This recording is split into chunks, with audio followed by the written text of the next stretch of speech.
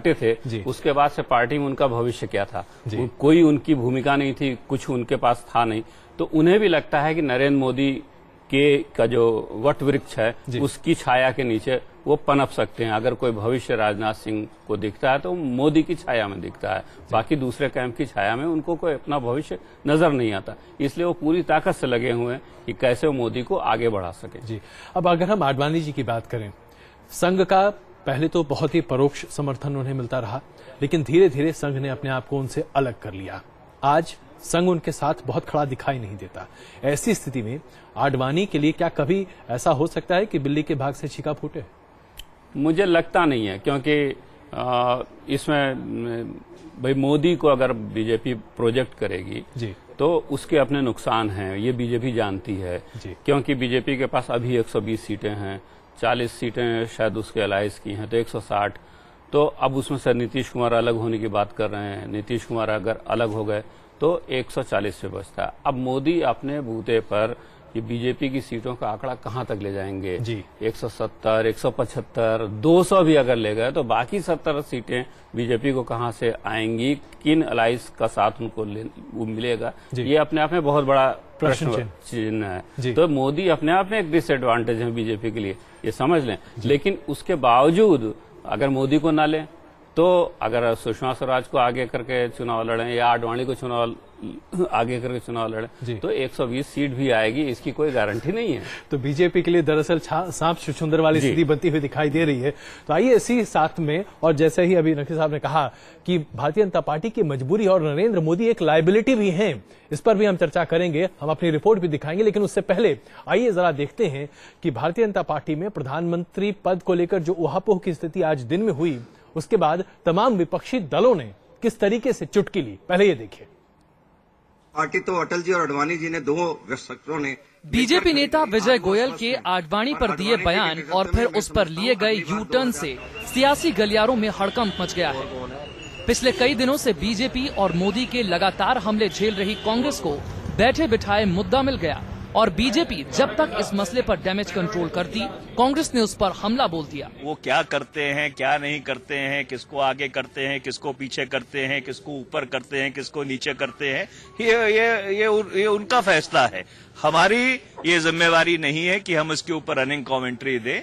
ये देश की जनता जानती है कि कौन एक प्रगतिशील तरीके से मुल्क को चला सकता है और कौन एक नकारात्मक तरीके से इस मुल्क को तोड़ेगा।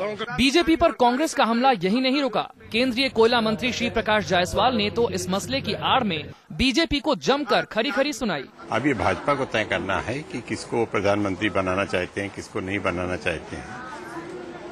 मुंगेरी लाल के हसीन सपने देखने का अधिकार तो सबको है, वो भी सपने देख लें। चुनाव के बाद उनको कुछ मिलेगा नहीं, चुनाव के पहले सपने देखने का। कांग्रेस के बाद बारी थी समाजवादी पार्टी की, तो पार्टी की तरफ से नरेश अग्रवाल ने मोर्चा संभाला और बीजेपी के मिशन 2014 को अभी से ही फ्लॉप शो बता डाला। मुझे लग रहा अपनी अंतर कहा के से ज्यादा बीजेपी वाले ग्रस्त हैं। कोई नरेंद्र मोदी जी की बात करता, कोई आडवाणी की बात करता, कोई राजनाथ सिंह जी की बात करता, और जनता इन तीनों की बात नहीं करती। तो अब इसमें जनता, देश के लोगों को सोचना है कि जनता प्रमुख है कि नेता प्रमुख है। मैं समझता है ख्वाबी पुलाव है, इससे कोई फायदा नहीं हो रहा है। कांग्रेस ने साल 2007 में मोदी पर सीधा हमला बोला था, जिसके बाद हुए चुनावों में मोदी और ताकतवर होकर उभरे थे। हाल के कुछ दिनों में कांग्रेस ने मोदी को एक बार फिर से निशाने पर ले लिया है, लेकिन ये चर्चा जोरों पर है कि क्या इस बार भी कांग्रेसी हमले से मोदी मजबूत होंगे या फिर कांग्रेस के ताजा हमले मोदी का मिशन फेल कर देंगे। दिल्ली से अमितेश कुमार के साथ टीम न्यूज नेशन। तो जहां तमाम विपक्षी पार्टियों ने चुटकियां ली, वहां जैसा अभी नकवी साहब भी हमें कह रहे थे, नरेंद्र मोदी भारतीय जनता पार्टी के लिए अगर एक बहुत बड़ी चीज है, एसेट के तौर पर अगर उन्हें देखा जा सकता है, तो ठीक वैसे ही बहुत बड़ी लायबिलिटी भी है। तो आइए पहले रिपोर्ट देखते हैं कि कैसे नरेंद्र मोदी भारतीय जनता पार्टी के लिए नुकसानदेह साबित हो सकते हैं, क्या क्या स्थिति बनती है, निर्मित होती है, और फिर इस चर्चा को आगे बढ़ाते हैं।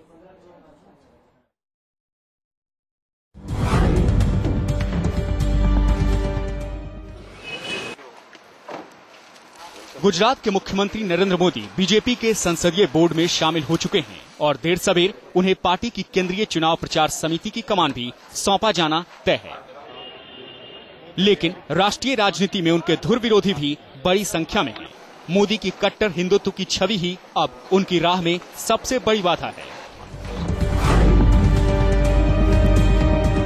मोदी के सियासी रास्ते के कांटे को दूर करने के लिए बीजेपी अब ओबीसी का कार्ड खेलेगी।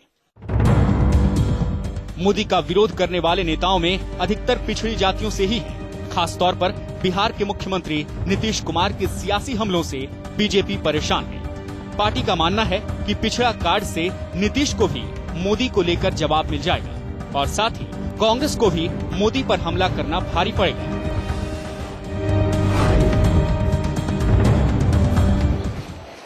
मोदी पिछड़े वर्ग से आते हैं और बीजेपी का मानना है कि मोदी के गुड गवर्नेंस की इमेज के साथ ओबीसी कार्ड जोड़ने से वे पूरे देश में स्वीकार्य हो जाएंगे। पार्टी ये भी प्रचारित करेगी कि वो सिर्फ सवर्णों को ही नहीं बल्कि ओबीसी को भी तवज्जो देती है।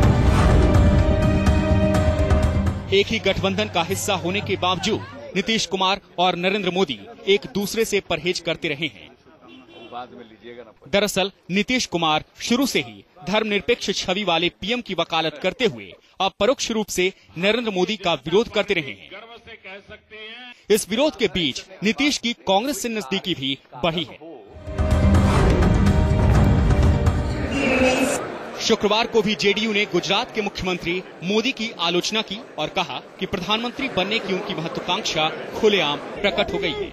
इस डायलॉग का क्या मतलब है हम नहीं समझ पाए, लेकिन हमको लगता है कि मुख्यमंत्री के रूप में गुजरात में की सेवा कर रहे थे तो उसके जरिए देश की भी सेवा हो रही थी।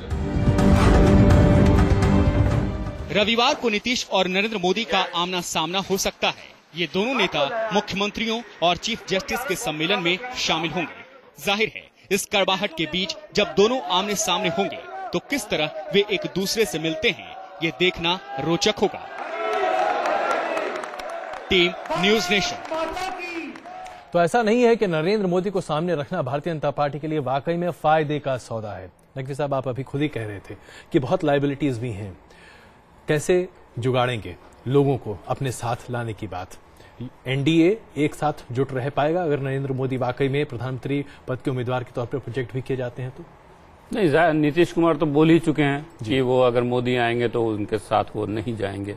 उन्होंने तो स्टैंड साफ कर दिया है और अभी दिल्ली में रैली करके जो बिहार को विशेष राज्य का दर्जा देने की मांग की और जिस पर केंद्र सरकार का रुख बहुत ही सिंपैथेटिक है, तो उससे ये बहुत स्पष्ट है कि चुनाव के बाद नीतीश कुमार या चुनाव के पहले या चुनाव के बाद नीतीश कुमार कांग्रेस के साथ हाथ मिलाएंगे। मुझे इसमें कोई ज्यादा शक लगता नहीं है, क्योंकि अगर मोदी हो या मोदी ना भी हो तो मुझे नहीं लगता कि नीतीश को लगता है कि अब बिहार में बीजेपी के साथ अलायंस को बनाए रखने से उनको कोई फायदा है। तो असल में ये अलायंस उनके लिए अब लायबिलिटी है, ऐसा मुझे लगता है। बिल्कुल। और ऐसे में जैसे ही नरेंद्र मोदी को बीजेपी सामने रखती है, जो सबसे बड़ा सवाल हर कोई सीधे लेकर आता है वो है गुजरात के दंगे, और उसको लेकर जो वाजपेयी जी ने कहा था राजधर्म का पालन न करना। इस छवि को क्या वाकई में नरेंद्र मोदी अपने आप से अलग कर सकते हैं? कोशिश तो उन्होंने पूरी कर रहे हैं। वो आपको याद होगा महमूद मदनी साहब का इंटरव्यू, सद्भावना यात्राएं वगैरह तो उन्होंने की, लेकिन अभी जो हाल में महमूद मदनी का बयान था कि भाई लोगों को मतलब लोग वो थोड़ा अगर माफी मांग लें या थोड़ा कुछ ऐसा कर लें तो शायद इसको भूल के लोग आगे बढ़ सकते हैं। और ऐसे ही बहुत से और हम बयान देख रहे हैं कुछ मुस्लिम नेताओं के जो इस तरफ इशारा करते हैं। तो हो सकता है कि चुनाव आते आते ऐसा कुछ हो जाए जिसमें वो ये जो गोधरा का मामला है, जो गुजरात के दंगों का मामला है, उसको शायद उसको थोड़ा लीपापोती करने की कोशिश वो जरूर करेंगे। जी, एक आखिरी सवाल नकीब साहब, कांग्रेस और यूपीए सरकार की तमाम गलतियों का क्या भारतीय जनता पार्टी फायदा उठाने की स्थिति में है? क्या मिशन 2014 भारतीय जनता पार्टी कांग्रेस और यूपीए की गलतियों के आधार पर अपने आप को बेहतर प्रोजेक्ट करने में कर सकती है, या भारतीय जनता पार्टी में दमखम बचा नहीं है अभी? देखिए, बिल्कुल साफ, अगर नरेंद्र मोदी को माइनस करके भारतीय जनता पार्टी चुनाव लड़े तो कांग्रेस की किसी भी गलती, किसी भी कमी का कोई फायदा वो उठाने की स्थिति में नहीं है। तो जो भी फायदा भारतीय जनता पार्टी को दिखता है या जो भी फायदा मिल जाएगा 10%, 12%, जो भी सीटें बढ़ जाएं उसकी, मान ली 120 से 130, 40 कुछ भी हो जाए, वो मोदी के ही कारण होंगे। जो मोदी के बारे में लोगों का अट्रैक्शन है थोड़ा सा युवा पीढ़ी में और इन लोगों में, वो वोट पुल कर पाएंगे। लेकिन उनके बिना तो बीजेपी की हालत कोई बहुत अच्छी मुझे पार लगती दिखती नहीं। तो आपको लगता नहीं कि 34वें स्थापना दिवस पर भारतीय जनता पार्टी जो अपनी सरकार बनाने का सपना देख रही है, उसके पूरा होने में बहुत अड़चने हैं? आपको लगता है बहुत अड़चने हैं, जाहिर सी बात है, बहुत अड़चने हैं। और अभी हिमाचल के चुनाव ने इसका संकेत दिया है कि क्या अड़चने हो सकती हैं। बिल्कुल। नकवी साहब, बहुत बहुत धन्यवाद न्यूज नेशन प्रेस चर्चा में शामिल होने के लिए। कुल मिलाकर देखा जाए तो भारतीय जनता पार्टी के लिए डगर आसान नहीं है। मिशन 2014 वाकई में है, लेकिन अभी तो प्रधानमंत्री पद की उम्मीदवारी को लेकर ही संशय की स्थिति अगर ऐसी ही बनती रही तो जाहिर सी बात है विपक्षी पार्टियों को चुटकी लेने का मौका भी मिलेगा। और नरेंद्र मोदी क्या वाकई में भारतीय जनता पार्टी के नाव खेवैया के तौर पर सामने आ सकेंगे, ये भी वक्त के साथ ही तय हो पाएगा। लेकिन अभी कम से कम रास्ता आसान भारतीय जनता पार्टी के लिए नहीं है। क्वेश्चन आवर में आज के लिए बस इतना ही। कुछ देर के लिए रुक रहे हैं, तुरंत वापस आ रहे हैं।